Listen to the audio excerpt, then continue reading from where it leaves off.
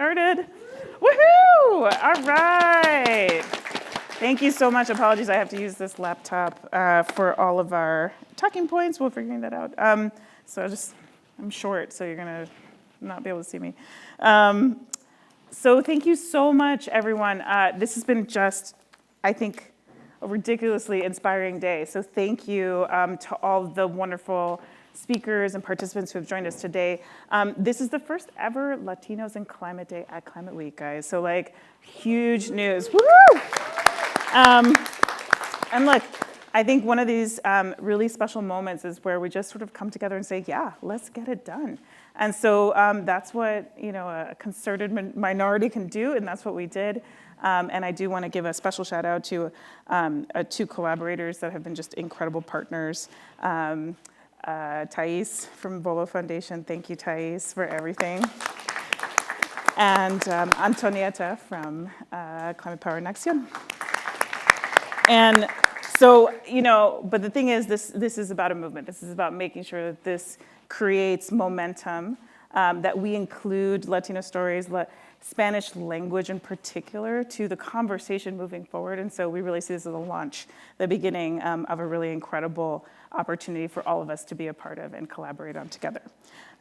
So I will start just with some context that I think all of you know, but is important to always remember, that Latino communities in the US are on the front lines of not just the impacts of climate change, as we know, with extreme heat, with drought, with agricultural issues, but they're also on the front line of the solutions of change. They can be absolutely a part of this new green economy. And today we're going to be really thinking about storytelling. We had an opportunity earlier today to talk about the policy, get into the IRA and how business and public sector can really come together and promote green jobs. This conversation, though, is really about heart. How do we go in? How do we tell stories? How do we make sure that people are engaging with something more and bigger and understanding their place in this amazing conversation? And so we've got the most incredible people from media and storytelling who at their heart are really thinking about how to shape these narratives. Let us, and apologies, this is where I need to switch over here. We're going to start with our influencer and sort of our sort of broader storytelling conversation. And I would like to introduce our two panelists who are going to join us on stage. Christian Maldonado is an incredible content creator, and if you haven't seen his work, please do check him out. He has millions of followers on many different platforms, and you will definitely enjoy his content. I won't say sneak preview, there's one in particular we'll talk about today. And Yoka Arditi Rocha from Clio Institute. She is the executive director and truly an innovative experimental leader in this space. And so I will welcome you both up to join me.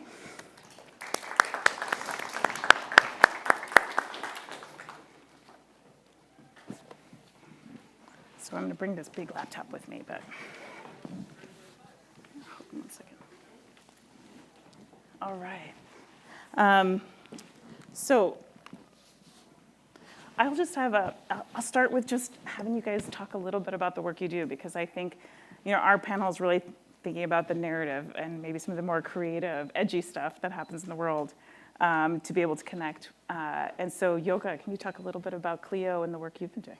Amazing. ¿En español o en inglés? Bueno, como quieras. En Spanglish. Spanglish. A ver, los latinos, ¿dónde están? Okay, el año que viene tenemos que hacer más, right? But very excited. Thank you so much for having us and really starting this new presence here at Climate Week. I think it's pivotal. You just said it. We are at the front line and also leading in so many ways, implementing climate solutions.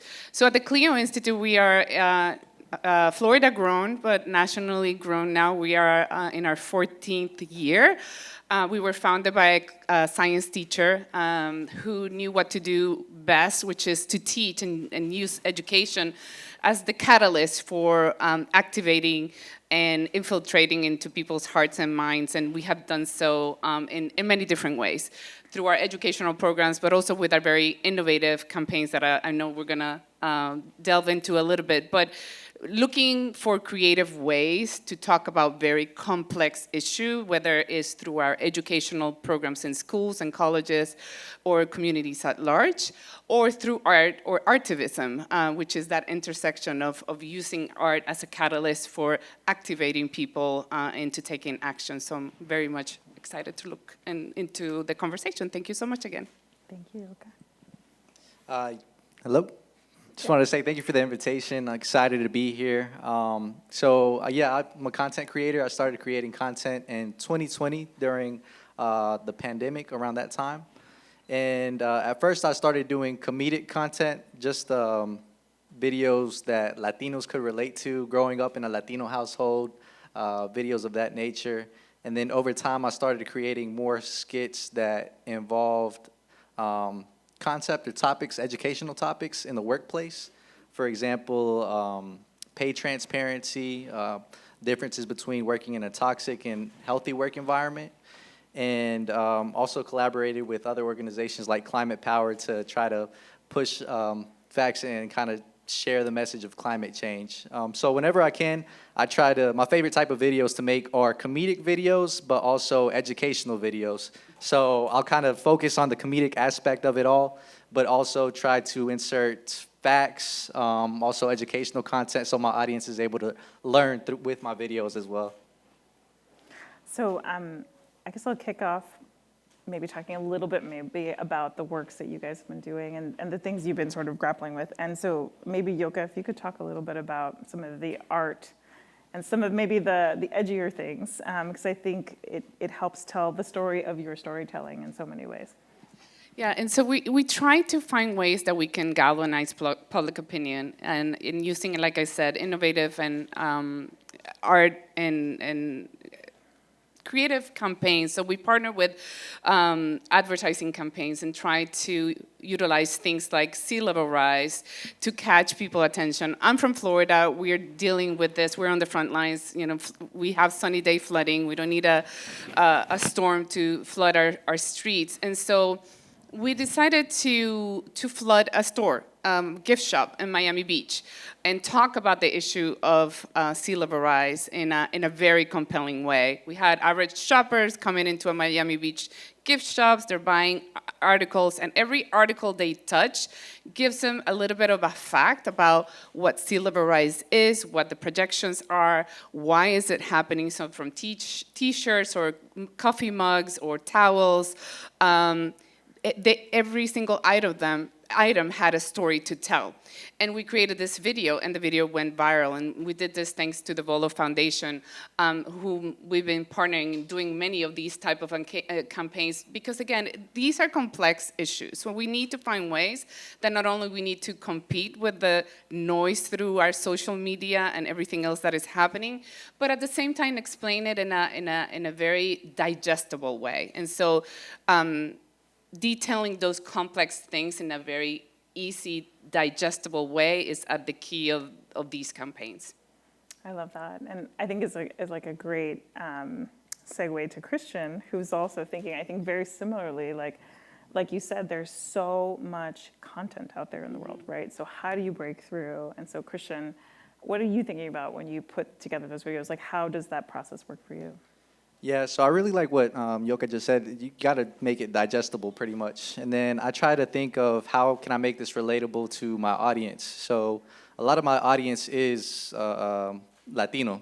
So I know I messed around with the video and said, Latinos invented recycling, because we're always recycling plastic bags, using the Tupperwares for the sour cream, putting some food in there for the refrigerator, and then also touch base on us recycling, basically. So just different ways like that I like to toy with. And another video that I did that was kind of work-based, I did one where I was asking for a raise for my boss, and he denied it. So I said, all right, well, I'm gonna go get another job. And then I had the boss ask where, and then I brought up, there's 334,000 clean energy jobs out with the Inflation Reduction Act now. And then, so it's like a comedic aspect, but also using some facts in there too. So, yeah. That's great. I love that. I think one of the challenges that at least folks who are not in this space and creating content all the time, is the pace. Like, how do you kind of keep up with that information stream, and how do you kind of move with the times and move with the, like, how do you find the next freshest artist, the next freshest sort of thing? Like, how do you stay ahead? I mean, we're always trying to find, let's talk about extreme heat. It's such a relevant theme, and now at least for so many of our communities. And extreme heat is a silent killer, right? It's in being silent, almost invisible, right? It's something difficult to work with as far as content creation. So one campaign that we did was creating these sculptures out of wax that inside had hidden messages. And we put them out there, and the heat did the work, and those sculptures started to melt. And inside the sculptures, messages like, the more heat we had, the less health we'll have, right? More heat, less health, more heat, less biodiversity. And all the wax sculptures were icons of Florida. There was a Florida panther, so the messaging was more heat, less biodiversity. There was a granddad and a granddaughter having ice cream on a bench park, and that was related to health, representing our elderly community or the retirement community of Florida. There was a beach house that says, more heat, less beaches, because sea level rise is eroding our beaches too, and Florida's iconic beaches. So trying to find those connections, connecting the dots to people through art pieces is at the heart of what we try to do with these campaigns. I love that. Yes, it's kind of difficult because I know there's a lot of different areas that get affected by climate change in different ways. So I know in Texas it'd be heat, and maybe in Florida it's hurricanes. But I try to stay on top of any relevant news. I guess this would be a good chance for us to talk about the video that I made, which is a little bit different, but it was from people in Ohio eating cats and dogs or something like that. The debate. I don't know if you guys saw the debate, which I thought was outrageous. So it was, as soon as I saw it on the debate, I knew that I had to talk about it in a video the next day. So I uploaded a video the next day, and it got 10 million views on Instagram. But it was mainly focused on the comedic aspect of meeting. I played two characters, and I ran into somebody walking down the street, and I complimented their dogs, like, "Oh, look, hot dog," because it was hot outside. And then they ran away with their dog the opposite way. And I said, "No, don't believe everything you hear. I just said because of the weather, it's hot."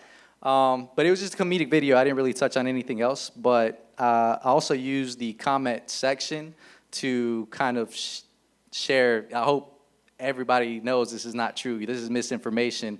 I shared news article links on Facebook and showing that, this was misinformation. So it's kind of tying relevant topics and trying to also share messages that way too. Well, I love what I hear from both of you is using emotion, right? So you're using humor, you're using shock value, maybe a little bit of anger, and to try to connect, right, with your audience and make sure that folks don't just see the data as just another set of facts or points, right? That there's something that they can really understand in that message. And so, I guess the flip side of this is I'm sure you've also had people not be happy with your creative content, right? So how do you manage that? How do you negotiate that with your audience? And maybe some of that audience you intend to not be happy with some of the work, right? Well, I guess I'll speak from the flooding of the store campaign that got viral. And we did have some haters. But at the end of the day, we don't need everybody, right? Mm-hmm. We just need a percentage of the population to create this movement, and we're on our way. So we don't engage with haters, and especially in social media, we ignore them. And I think at the end of the day, it's just like any other marketing technique. You'd rather obviously be speaking positively about it or speaking negatively. What you don't want is nobody talking about it. So if you get some haters, it's okay. It helps the algorithm, and it helps keep up the conversation. And I think as long as it's respectful dialogue, it's okay to be in different sides of the angle. And but we haven't had really strong pushbacks because it's so elementally relevant to people's everyday life, specifically in Florida. We're dealing with this on a day-to-day basis. We look outside our window and we're seeing impacts. So, I mean, right now, if we want to talk about data, more than 90% of Floridians want climate action. And most people would not believe that. The political noise and the rhetoric is obviously inundating the media. But the reality is we are one of the top states that have received federal funding and implement for climate solutions implementation. That's huge. So yeah, I believe you can't stop. You have to keep creating content at the end of the day. So, but I haven't had too much pushback when it comes to the climate change videos that I create on my page. But whenever there is comments or pushback, I just try to respond. And if they still don't want to, research more into the topic, or you just got to move on. You just got to keep creating content. The more content that you put out, the more it will reach people, the more views it will get. And I believe we just got to keep going. Yeah. I love the point about indifference, right? Is the true killer, right? Like the engagement is what you need and want, and the resilience of like keep going, right? In terms of like climate and Latino content in particular, I mean this audience obviously, we're all here at a climate change conference. We all believe in it. What do you think are the messages that are resonating the most today? Like where people really just focused? I think we obviously know that Latinos are really interested about the cost of living and inflation, housing, good paying jobs, and obviously all of that is intersectional with climate. And depending on the communities, there are some key specific themes. I mean, extreme heat has been for the last 2 years a main topic for us. Even our Florida legislature preempted local governments and instituting ordinance to protect outdoor workers from extreme heat. So this is how relevant this is, and we have been fiercely advocating for OSHA's new standard that it's now on public comment review. But extreme heat has been a very relevant thing with regards to climate impacts. I mean, they're saying that 2024, the summer of 2024 will go in history as the hottest summer ever. So I feel like it's very much top of mind for everyone. It is. Yeah. So I guess it's kind of difficult. A lot of people tend to be short-term thinkers when it comes to trying to, put food on the table. There's a lot of different things that might be on their mind. But you kind of have to narrate the story in a way that it affects them personally. So I know with the inflation, I did a video talking about the jobs that the Inflation Reduction Act created. And some of those jobs are in solar, and they're in areas that have a high population of Hispanic and Latinos. And there's a lot of people that are able to apply for those jobs. And it doesn't require a college degree for some of these jobs as well. And they actually pay more than the average job. So there's benefit to them. So you just have to find a way that you share the message, but also try to show them, well, this is benefiting you at the same time, and you can access this. I love that. I know we're just up on time. For a last thought, can you share with us either like the craziest, most exciting thing that you have on the horizon, something that you can preview special for this group right here, or maybe something that's just really inspiring and something that you would love to share with the group as a last thought? You want to go first?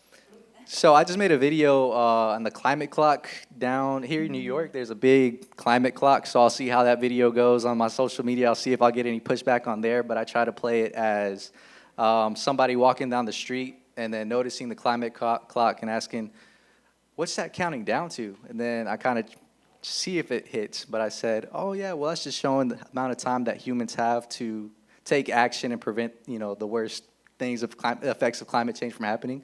And then we'll see how they go. So I'll try to make it comedic, but also show that there's a climate clock. We need to get to work, guys. So hopefully that blows up. I love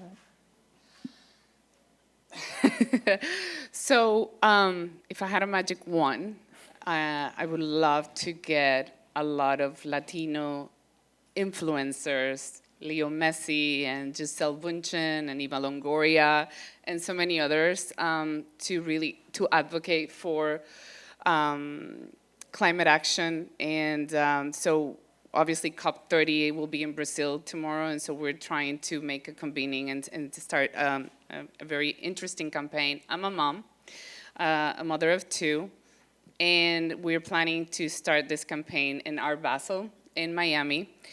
So again, it's using art as that bridge to touch people's heart. And so we have a really exciting campaign that we're going to be launching in Art Basel that I can't relate too much, but I think a lot of parents and a lot of young generations will identify with. So I hope to share that with all of you in the next few months. So stay tuned. I can't wait. Well, I'm so excited. A huge round of applause for our panelists. Thank you so much.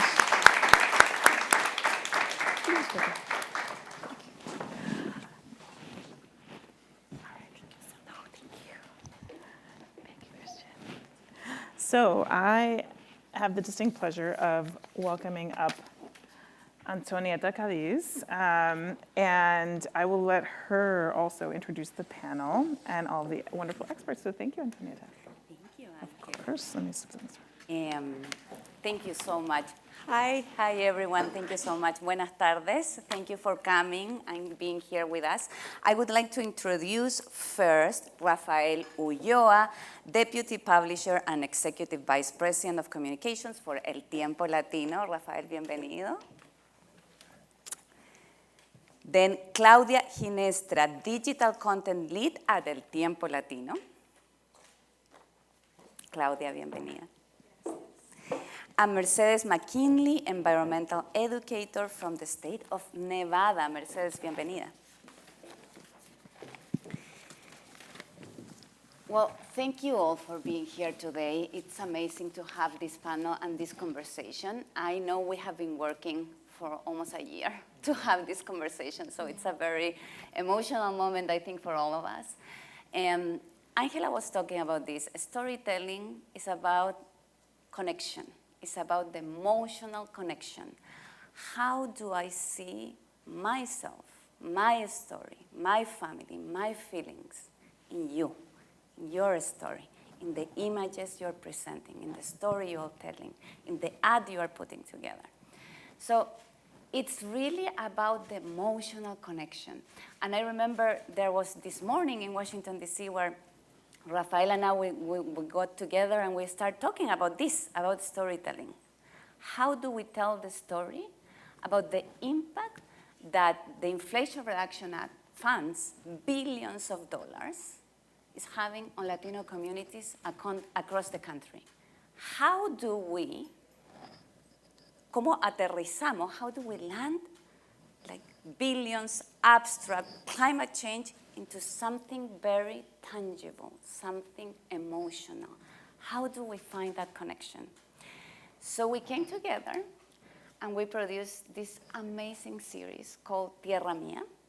And I will let Rafael tell us a little bit more about that. What is Tierra Mía? What is the story we tell with that? Thank you, Antonieta, and thank you for having us here in Climate Week. We're really happy, really proud. It's a really, as you say, emotional moment from that breakfast to this day.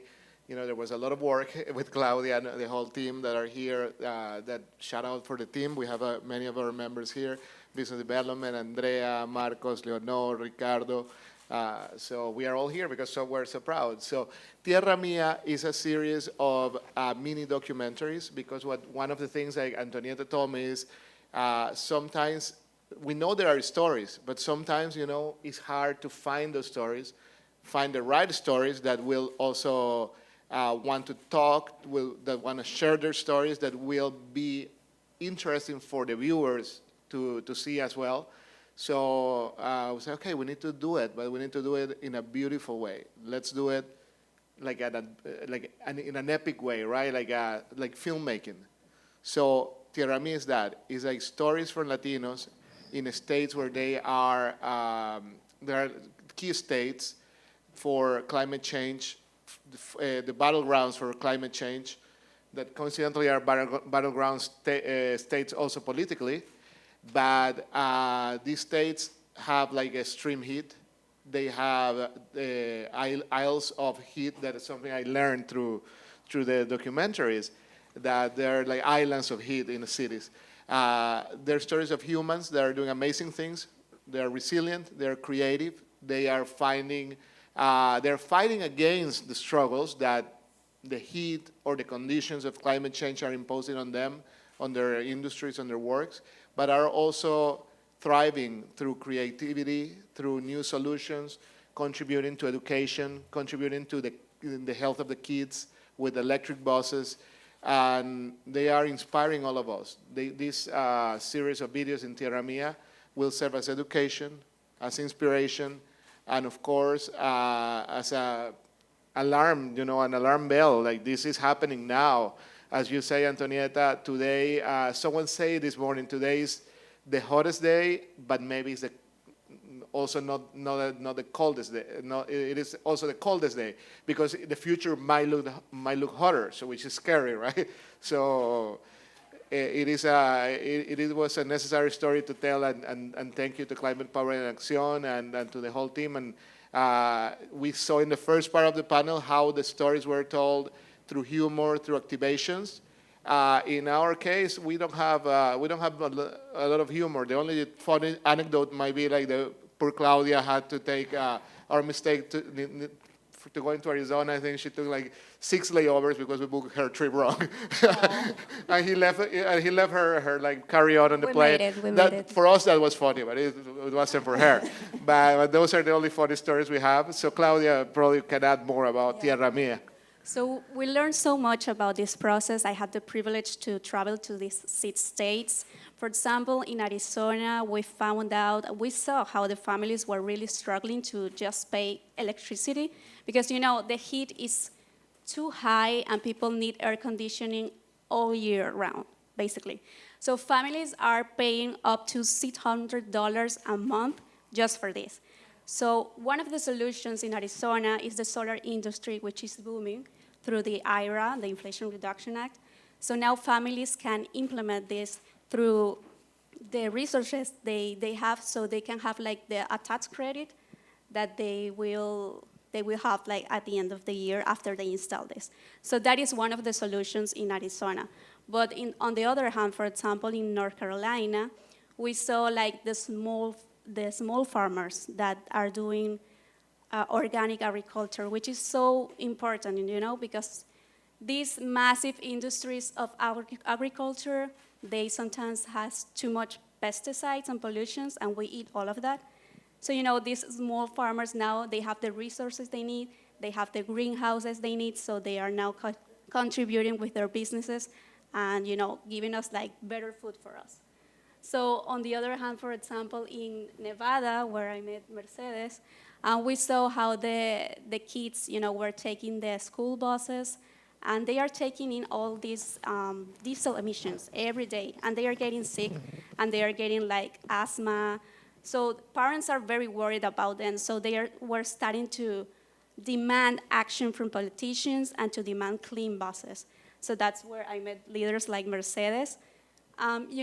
In all this process, I really saw how Latinos are in the front line of climate change. They are really impacted by it, but they are also the leaders of this. So that was very inspiring for me to see it. And, we've been talking a lot about the emotional connection that we need in these stories.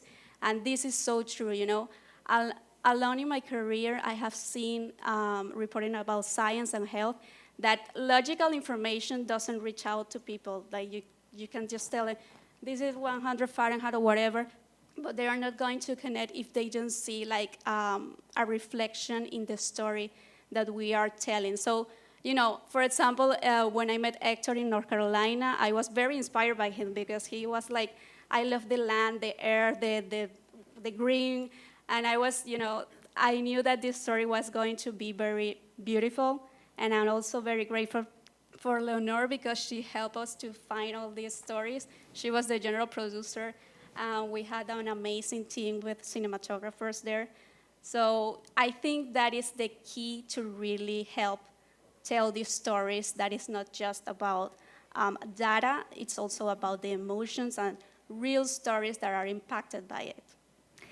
Yo me saco el sombrero, como diríamos en español. I really commend el Tiempo Latino team. It's an amazing team. Leonora, Andrea, Marco, Rafael, Claudia, you have done an amazing work with this series. It's unbelievable. We have talked so much during the year that I almost feel like we are a family now because we have worked together so much.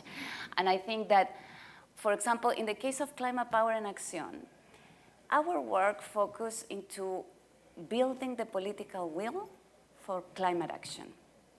But how do you do that if you don't connect?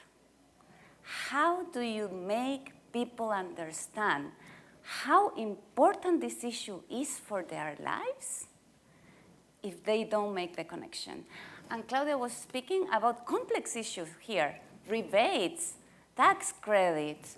How do we do this? How do we explain to people what is happening? The transformative action started by the Inflation Reduction Act, if we don't show them. And Mercedes was part of that story because she was one of the storytellers in Nevada who actually helped us tell that story. So Mercedes, I wanted for you to share a little bit about your story in Nevada that is portrayed in the series. Sure. Can I have a microphone? Sorry. Thank you, and thank you so much for having me here. It's really been an honor. I got to Las Vegas, Nevada in 1987 from El Salvador. I was 7 years old. So I have had the opportunity to watch Las Vegas grow, but I've also had the opportunity to watch the Latino neighborhoods grow and then start to fall apart and not be cared for and become more polluted.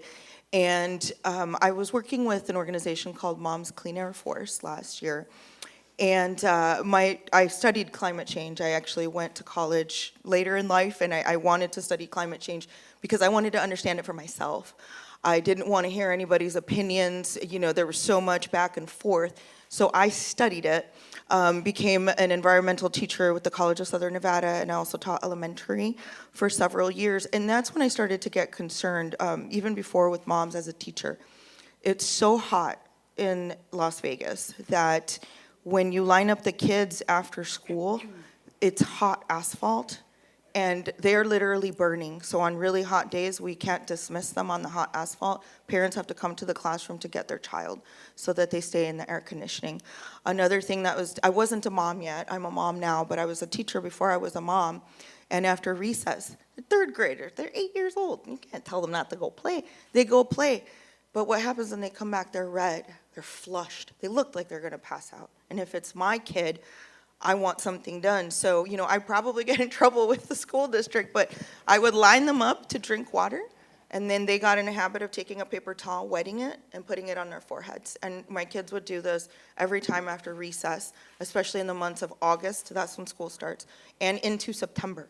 It is just that hot. And so that really started to, open my eyes, and I didn't really start to understand the connection between air pollution, where Latinos live, and what that looks like. So one of the ways you talk about how do we connect with people, I would just ask parents, do you have asthma? ¿Tienen asma? ¿Sus hijos tienen asma? Sí, tenemos asma. When did it start? And then you start to connect when they move to this neighborhood. In Mexico, it wasn't like that. In El Salvador, it wasn't like that. But you live right next to the freeway. So I started studying asthma rates. And the asthma rate in my neighborhood was about 9.4. The national average is in the sevens.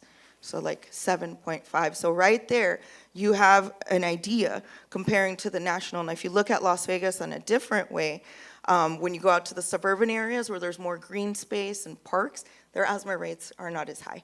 And so as I did this work and I started looking at my community, again, on the front lines, what happened during COVID? When the casinos opened up, it was the Latinos who went to work first. We're the ones who change the beds in those casinos. We're the ones who do the gardening. We're the ones who cook. We're the bus boys. We didn't get a break. So during COVID, we had the highest rates of transmission and the highest rates of death as a Latino community. And it was through my work with Mom's Clean Air Force that all of a sudden I said, wait a minute, there's a connection with breast cancer and air pollution. My mother's had breast cancer twice, double mastectomy. I talked to both oncologists, not genetic. This is an environmental cancer. Now she has Alzheimer's. Harvard released a study out last year that there's a connection between air pollution and dementia, Alzheimer's. And I also, not to get too dark, but again, just putting a human face to all these statistics. I lost my dad in 2021 to COVID.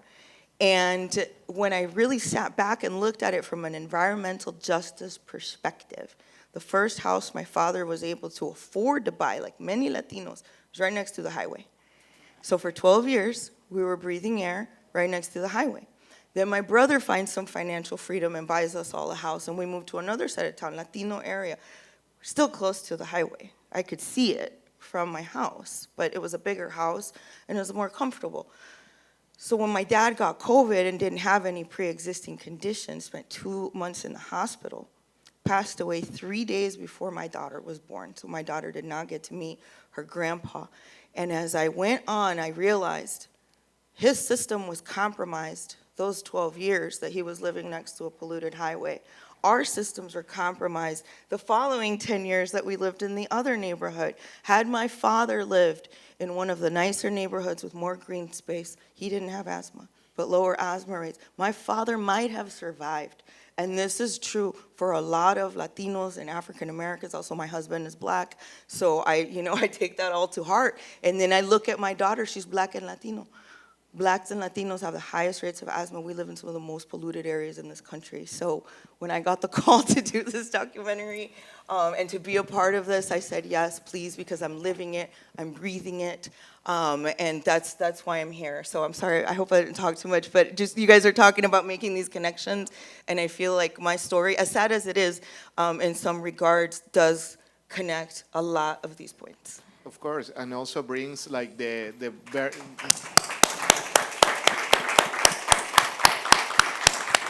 it brings like the issue of how climate change affects health. It's like not climate change anymore, it's health. It's my health, the health of my family. It is personal when you put it that way. And I think that's why a story like yours is very effective to create conscience and awareness in people that this is not a joke, Create the public awareness. It's so important. Because we can put all the numbers we want, but if we don't hear this story firsthand, you don't make the connection. And now if you hear Mercedes, you would say, oh, maybe, I live too close to a highway. Or maybe, all the Latino workers there were working under extreme heat. 40% of the outdoor workers are Latinos. They risk their life working under extreme heat.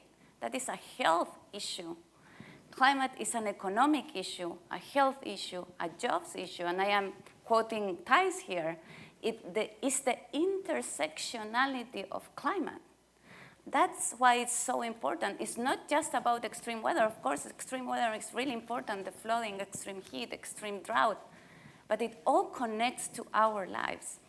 But I don't want to keep talking about Tierra Mía without seeing a little bit what the team of El Tiempo did. So if we can show a little bit of what Tierra Mía is. We have a 3 minutes preview for you guys. You can search the whole series in YouTube at El Tiempo Latino channel or at eltiempolatino.com, but let's go with the preview.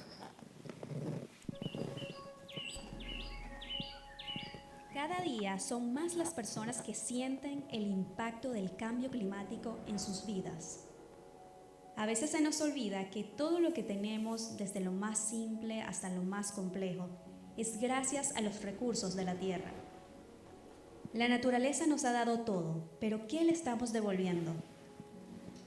Visitamos 6 estados: Arizona, Pensilvania, Georgia, Carolina del Norte, Nevada y Michigan, donde vimos cómo el cambio climático está afectando desproporcionadamente a los latinos en Estados Unidos. Días más calientes del verano, hay veces que uno no puede tomar suficiente agua, te viene como un bajo de energía, te da ganas de vomitar. Cuando escuchábamos ya venía la ambulancia porque alguien se desmayó.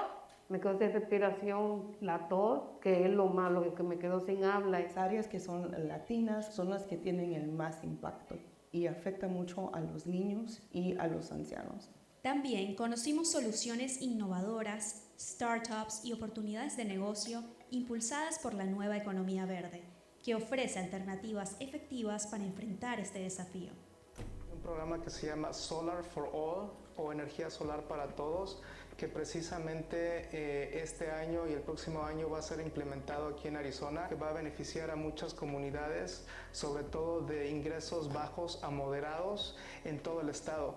Y también cómo los latinos se pueden beneficiar. Sí, mira, hay 2 tipos de beneficios a los cuales pueden acceder, si quiere, lo que es la comunidad hispana en el estado de Georgia, ¿no? Hay beneficios de tipo personal, individual, como dueño de casa, pero también hay oportunidades de negocio. Primera compañía estadounidense con raíces latinoamericanas que está haciendo la cuatrimoto más poderosa y que no solamente es la mejor, sino que es eléctrica. Aquí lo que estamos haciendo es producimos vegetales, plantas medicinales, con los principios de permacultura que no son otros más que las maneras tradicionales en las que nuestros abuelos interactuaban con la naturaleza. La lucha por un futuro sostenible es un esfuerzo colectivo que requiere la participación de todos, desde los voluntarios que plantan árboles hasta los líderes comunitarios que promueven políticas verdes. Cada acción cuenta. En mi viaje descubrí que los latinos no solo están en la primera línea de riesgo por los estragos del cambio climático, sino que también están en la primera línea de defensa. Descubre las historias de aquellos que están haciendo la diferencia. Ellos ya empezaron. ¿Te unes? Bravo.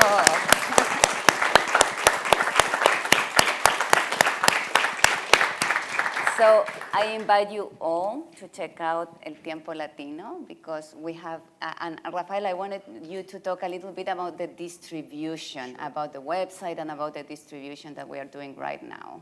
Of course, the series started to be launched in August with 1 episode per week. And right now we have all the episodes up. So the engagement we're having is really good. We are reaching more than the expected goal. So we are, having like a good start.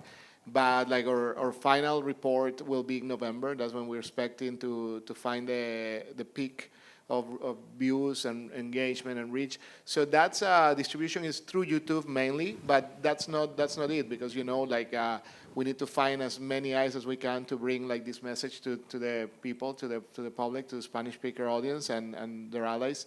So we are of course pushing it through our Instagram, doing like short edits of the videos. So people can, through Instagram, go to the YouTube and see the videos. We're doing organic content that comes from the videos, from the stories. And of course, like Antonieta, you told me you are getting a lot of like calls for our interviews. We have had some, like The Heel features something about our collaboration. And I know like you have some calls to do interviews about the series. So it's creating earned media, what you would call in PR earned media. So we are getting a lot of like that calls. And I thought like I had some numbers, but you saw me hiding this paper because we're talking here, I feel more from the heart than from the numbers. So the data team could give you like details of numbers if you want to know like exactly like the percentage of men versus women, ages, and all that. But I would say the engagement is becoming really good, more like 125,000 views so far and growing. What we are also feeling, and this, you know, when I see you, Antonieta, and I see you, Angela, in DC, many of their events, many of the key events, especially during Hispanic Heritage Month, right? Mm-hmm. So what I'm hearing that is a different sort of engagement that is not a number, is what people are saying. In those DC circles where you have influential people in different events, people come to me and say, hey, I saw what you guys are doing about climate change, and it's great, it's necessary, I feel it. So it's reaching beyond the regular audience, different circles that definitely are very important to push this message to another level. Absolutely, absolutely. And I think for me also something really important to mention, journalism is a career that is done with inspiration, passion, and courage. And I think the team of El Tiempo has all those values really, really at heart. And for Claudia in particular, who was the one, part of the team that went to the ground and listened to all these stories, I know how hard you all work on this. You know, I know how the hours that you dedicated to this project. So I wanted, Claudia, also for you to share a little bit more about that experience as a journalist of doing this series. Is there a before and after doing that? I mean, yeah, totally. I actually got sick in Nevada. I think because of the weather. I went to the hotel room. You know, the heat was horrible, and I got allergies and stuff. So I was like living a little bit about what Mercedes was talking about, like the pollution. You really live that. So, you know, it sounds like a joke, but it's an experience that I had there. I mean, there were a lot of long hours in pre-production, production, and post-production, and distribution, and interviews, and hours, you know, studying about the topics. And everyone in the team also did this. Like, I was the journalist, but, you know, everyone needed to understand the topic that we were trying to explain to the community. And I also want to highlight from the documentary, you know, we've been talking a lot about the issues, the struggles, but this documentary is very focused on solutions. Like it has like a bright side, and I always talk about this. I always say that innovation is key for the future. Innovation is key for technology. Innovation is going to save the world. So, for example, we have two stories that I would like to highlight. One in Georgia, where we met a family that has an amazing business with HVAC units. So they are now making almost $1 million a year, and they are a small family business of 6 Colombians. So that was very inspiring, and they are using this technology to give it to the community. And also, when I went to Michigan, I would say that this was my favorite, because, you know, we went to a startup place that is called New Lab, and they had like all these prototypes, and entrepreneurs, they were developing prototypes for the mobility of the future. So they were doing like motorcycles, cars, always electric. And they also had like a road alongside of this New Lab Center that if you pass with an electric car, it would charge like wireless. So that's the future that I see, and that's the stories that I would like to highlight with this work, because I think that's like the solution we need to follow for the future. For me, now in this moment, is what is next. That is where my mind is right now. We did this amazing project together. What is next? I am thinking really, really hard about, for example, the extreme weather impacts in Florida, for example. We should do something in Florida, definitely. We should tell the story of California and how Latinos are making the difference there in the transition to a green economy. So there is so much more to do. Should we do this series in English and in Spanish too? The outreach should be different. So this is the moment where I want to hear from everyone in this room, and I hope we network after this session. because I really, really want this to move forward and to continue. We need to continue telling this story. It's essential to the work on climate. Communication is essential to the work, to the climate work. So I don't know, Rafael, if you are on the same page as I am, but for me, that is what is next. Of course, Antonieta, and as you say, you know, it's a good problem that we have, that there are so many stories. There's no lack of stories. There are so many stories out there, and in this room, there are so many important stories that you could share with us. So it's about to have another breakfast and brainstorm. We need to because do that. Those breakfasts are productive. We came with this one like through the breakfast. But yeah, thank you so much, Antonieta, because thanks to Climate Power and Accion, we could do this project, and we could also hire people to work in climate change in that track. So thanks to like organization like yours, this is possible. You know, it's a collaboration where it's a win-win for all, for the audience, for you, for us. So that is a way to work and collaborate. And I think like that's a good thing in this climate change group, or like-minded people, we all collaborate, right? So that's amazing, and I love that from this community. So thank you so much for all that, and of course, thank you to Angela, the whole group from the Climate Week for inviting us here. And I didn't want to close this panel without a special thanks to Leonor. Leonor is a very, she's one of the most creative persons I know, and she's very humble, and she's not in here in the stage, but I want to say a special thank you to her and to Andrea too, because Andrea, we talk so much at this point, but Andrea always make us accountable because the content needs to get out and we need to have everything ready. The amount of work behind this project is gigantic, and I know Marcos, everyone here, we have done an amazing, amazing work, and I feel really proud of this project. So thank you all for listening, for sharing this with us, and let's do the next project together.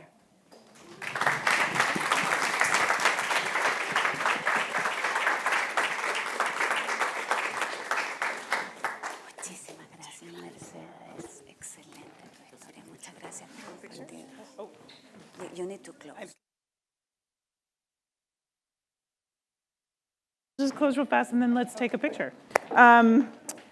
So thank you, everybody. I know that we are at the end of a second amazing long day here, and I thank you guys for all joining us.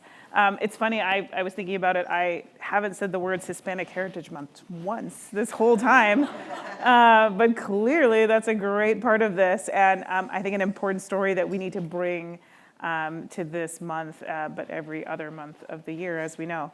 And so thank you for coming to share your stories. Thank you, storytellers, for coming and revealing some of your secrets on how you get it done. And I think, Antonieta, you said this so beautifully, communication is the pathway forward on climate change, right? We need to win over hearts and minds. We need to understand the science, and we need to act today. So I know that I want to leave us some time to spend some time together with each other before we get kicked out of this room shortly. And so just a huge thanks and a call to action, which is this is an inspiring day, but let us make it 364 plus more days of inspiration and action. And I look forward to working with all of you. So thank you.